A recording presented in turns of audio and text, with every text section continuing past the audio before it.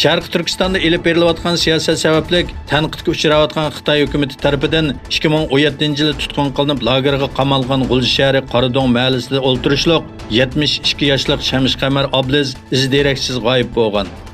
Norvegiyada turayotgan Uyg'urlarning guvohligi arxiviga asoslanganda Shamishqamar Abdulazizning Germaniyada yashaydigan nevarasi Odila G'ini ikki singlisi bilan birlikda Shamishqamar Abdulaziz haqida guvohlik berib, mo'misining tikimchilik qilib tirikchilik qilishdan boshqa hech qanday ishga aralashmaganligi va uning tutqun qilinishining asosiy sababining chet elda yashayotgan tuqqanlar bilan ko'rishganligini aytgan.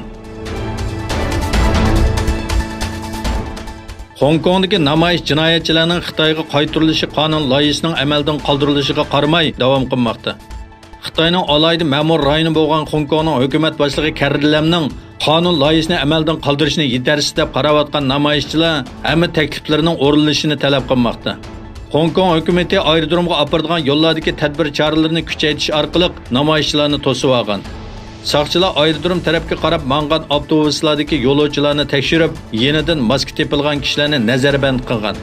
Aerodromga mangdigan yuqori sur'atli poyezd qatnashi azaytilib, faqat bir stansiyadan yo'lovchi elishga ruxsat qilingan. Pakistan Tashqi ishlar ministri Shah Mahmud Qurayshi o'tgan oyda Kashmirning alayda rayon imtiyozini amaldan qoldirgan Hindiston uchun Pakistan havo chegarasini taqash orqali bir qancha tadbir qo'llanishni o'ylashayotganligini aytdi.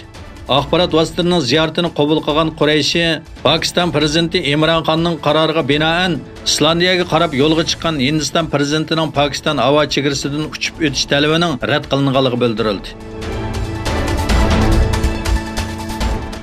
Rossiya bilan Ukraina orasida yuz bergan siyosiy va askariy to'qinishlardan keyin ikki davlat muhim bir qarorga imzo qo'ydi.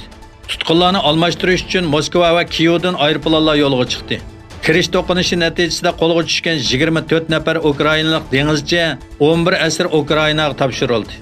Ayni vaqtda Kiyevdan 35 nafar rus tutqun Rossiya aeroplani bilan Moskvaga avatilgan edi. İran bexatarlik kuchlari Hormuz bo'g'izida 284 ming litr qochoq neft to'shigan bir kemani nazarband qilib, kemadagi 12 nafar kishini tutqun qildi. İran davlatlik televiziyasining xabar qilishicha, Hormuzga viloyatining atrofida bayqalgan kemani tutish uchun alayda tadbir qo'llanilgan. Kemada tutilgan 12 kishining Filippin fuqarolari ekanligi ma'lum bo'lgan.